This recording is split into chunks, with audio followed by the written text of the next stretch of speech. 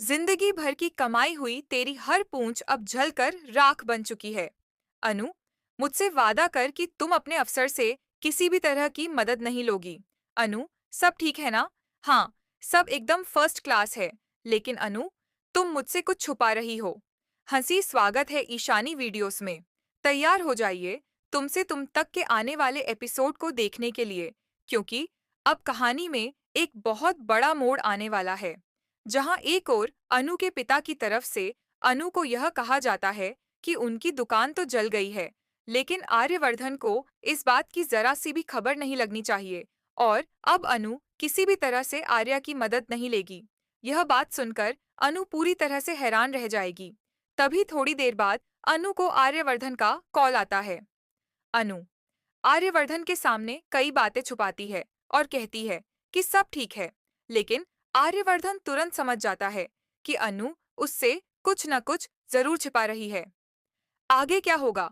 आने वाले एपिसोड में क्या खास दिखाया जाएगा? चलिए जानते हैं एक एक करके। उससे पहले जल्दी से एक लाइक करें और चैनल पर नए हैं तो सब्सक्राइब जरूर करें।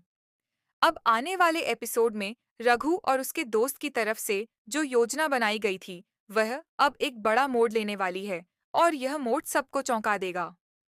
आर्यवर्धन और अनु के बीच बातचीत होगी। एक तरफ दुकान जल चुकी है और दूसरी तरफ अनु को नॉर्मल रहने के लिए कहा गया है। अनु नॉर्मल रहने की कोशिश तो करती है, लेकिन उसके बोलने के तरीके और उसकी हड़बड़ाहट देखकर आर्यवर्धन को शक हो जाता है कि कुछ तो जरूर गलत है और अनु कुछ छुपा रही है। यह देखकर अनु चुप हो जाती है। अब आर्यवर्धन पता लगाने की कोशिश करेगा कि आखिर हुआ क्या है। आने वाले एपिसोड में आर्यवर्धन अनजाने में ही अनु की मदद करता हुआ दिखाई देगा।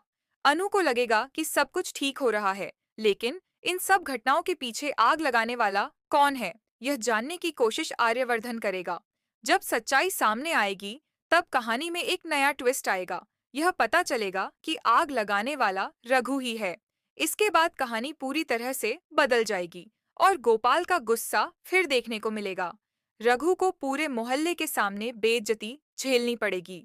तो बताइए, आप कितने उत्साहित हैं आने वाले एपिसोड को देखने के लिए? कमेंट में जरूर बताएं और अगर आपने अभी तक चैनल सब्सक्राइब नहीं किया है तो तुरंत करें। मिलते हैं अगले वीडियो में। धन्यवाद।